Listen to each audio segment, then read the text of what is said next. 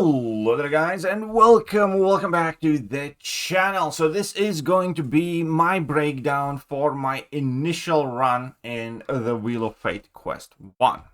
So again, to be specific, there is a spreadsheet. Lord Jerkface is working very hard for this. I'm trying my best to be supportive to him as well, because he's doing a fantastic job. But this specifically is not going to be where you get the spreadsheet. I will post the link to it once it's completely completed, because currently quest 3 is under construction. We're still looking for the tags. Well, Lord Jerkface is looking for the tags required for that, and yeah, so in order for you guys to be able to use this fully for all of the runs for your own plans, we just need to wait a bit. But for what I did for the quest 1, it is perfectly usable, and I'll use it to explain how did my run go.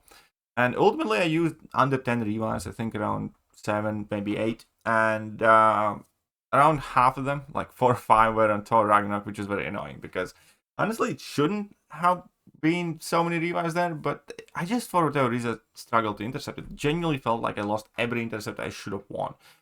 Because he was playing on 1.5 speed. It's kind of tricky to explain, but I couldn't land an intercept to save my life. Or at least reliably. Other than that, most of the fights were solos, and it generally was quite a good run. So we're going to go over for each fight what I would have done differently, because that starts with the fight number 1. Because this is type of content where you definitely need to plan out everything before you go in, because these champions and champion tags overlap. And for instance, if you use Deathless She-Hulk against Gore, like I did, because she's fantastic for that fight, you're going to have a harder time against Spiral, where I end up using Red Skull, who's completely unsuited for that fight. I still got it down like 2 revives, but, you know, I had to kind of like fight much harder for it, because I could have just used, let's say, Count Nefaria for this fight, or I could have used, you know, some other option, like the leader, for example, but that's fine. Back to the point. You do want to have everything planned out before you go in. My run was, again, I used Gore, Deathless She-Hulk for Gore. That was a fairly easy solo. So I'm going to write in here solo. And that, you know, went fine. I would not have used Deathless She-Hulk, not because she's not good for it, again, because I would have wanted for Spiral. Then for Dazzler, it was 1 revive. I did make a mistake with America Chavez. Apparently, Penny is better for Dazzler. In here, but America Chavez was doing a phenomenal job. I just made a mistake, pushed Dazzler red, and that was all she wrote. Each individual fight breakdowns as well. I'm not going to go through them fully, but the main idea is that Gore is bleed immune, and you know there's root node, and eventually you do need to wait out his level 2. But it's more or less straightforward Gore fight. Treat him as a stun immune because you don't want those debuffs on you anyways. You're good to go. And again, his regen's massive. They do have 2 million health pools, so you do have a way to deal with that region. Now against Dazzler, outside in means that you need to be close to her or you're gonna get rooted. The most troublesome node is Power Generator, where when you fill bars of power and then knock her down, she gains a chunk of power. I used America Chavez for that because, well, she can reverse that power gain. You can reduce that power gain and remove her charges with intercepting her, so there are other options for that fight as well. Mr. Negative in theory could potentially be useful. Apparently the best one was Penny Parker by far.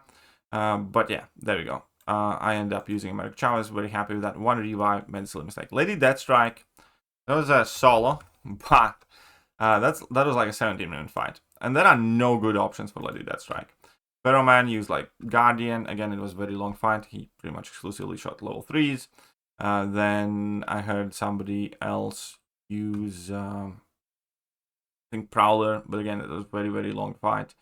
Just about anything here is a long fight. So I end up using Iron Man Infinity War. It didn't work as well as I hoped it would. I end up getting solo, but again, that was 17 minutes. Then Enchantress was 1 revive. I made a mistake. Well, not as much. Both mistake and Enchantress was being an Enchantress. Here by far the best options on slot. The key thing here is Matador, so you can only gain power when she throws special attacks, and unblockable specials. So you need to be able to dex that level 1. There's just no way around it. I kind of learned the special one much better during the fight, but yeah. Taking medicine also means you don't really want to be parrying, but you know, most of the time you still block bait out those heavy attacks anyways. Thor Ragnarok, this is crazy annoying fight. His power gain can go mental, and no power drain, burst, steal, lock, underweight, so on and so forth. He can parry you, and combo shield for both gain extra combo when struck, so that means he's going to be triggering his power gain more often, and he passively increases his power gain unless you intercept. So you kind of have to intercept him, and he has brace for impact where he's unstoppable on the final hits of level 1, 2, or heavy attack unless you interrupt his heavy. I end up using Black Cat. I think shield probably could have been better here. If anything, I think I would have wanted to try and use shield here, just to completely ignore that unstoppable, and you know, would have been better. So this is like 4 or 5 revives, man. 4 revs. I suck. Well, there you go. So for Vox, sorry, no, I used Vox for arcade. That was solid. It's fairly straightforward for most part. He's stun immune, and if struck by heavy attack, you can't throw another heavy attack because you'll get faltered. But Vox is undermine, so just level 1 spam with Vox. There's nothing special this fight, so this is solo. Fine. Mantis was perfect for this leader fight. We can reduce this so it doesn't. So Mantis was perfect for the leader fight. Close and counter, so you want to get close to him. Enhanced parry, so you can get power gain when you parry. Flabbergasted defense. Whenever you strike him, you have a chance to get disorient, but Mantis ate that up. And you do not want to be intercepting him because that pauses all your debuffs on him. But Mantis is perfect for it. Aside from Mantis, I do think that what else we had here? Maybe, I'm not super sure about that. Misty Knight could be a decent option, but you really, and Black Cat. I think Black Cat could be an option too here. So Bullseye is Mr. Sinister. There's nothing, you know, that's solo. That's fine. Nothing special there. Human Torch is kind of interesting fight because, well, Spider-Ham destroyed it. You need to use Spider-Verse Hero. I have heard that Silk does fine here as well. Starkey is not bad either. But the point is that, well, number one, he's bleed immune. And if he's ever at 7 smolders and 20 temperature, he's getting no flames for 7 seconds. And also, all your attacks are either physical or energy, and it cycles through on knockdown.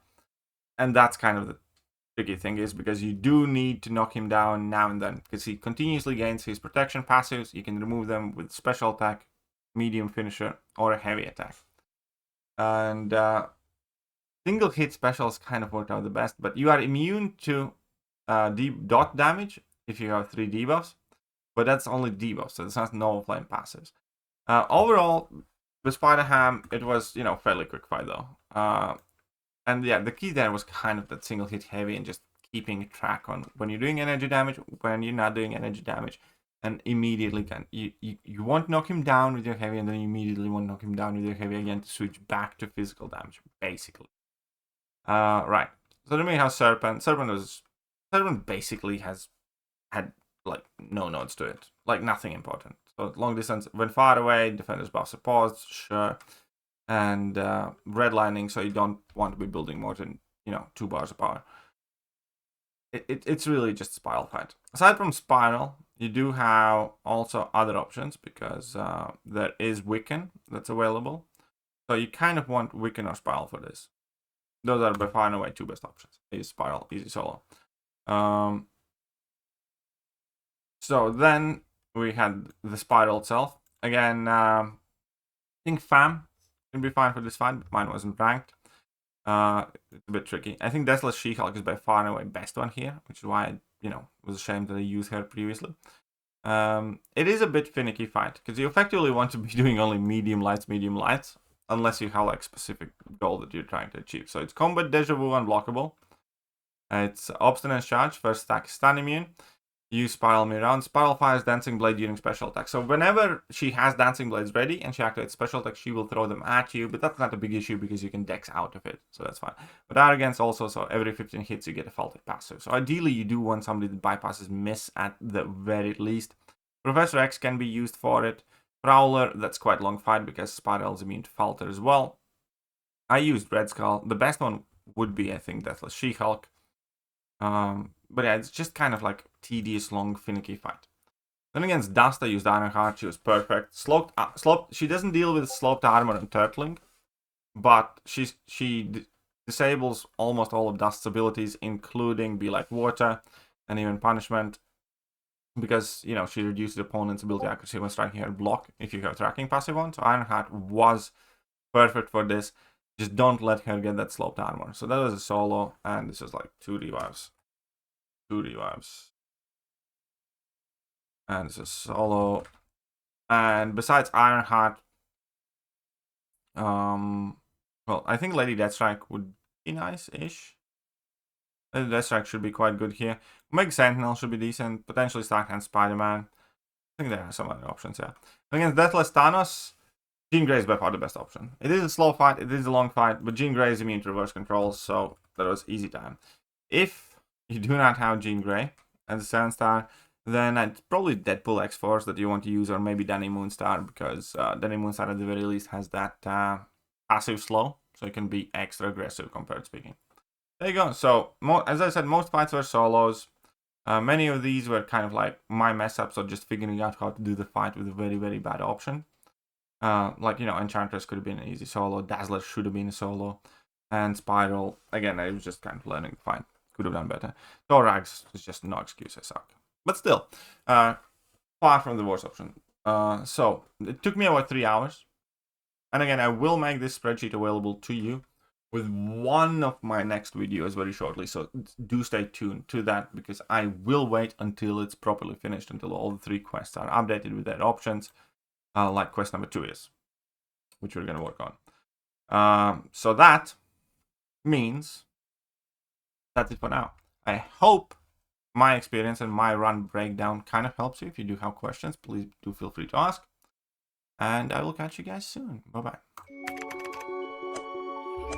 Hello there, guys, and welcome back to the channel. So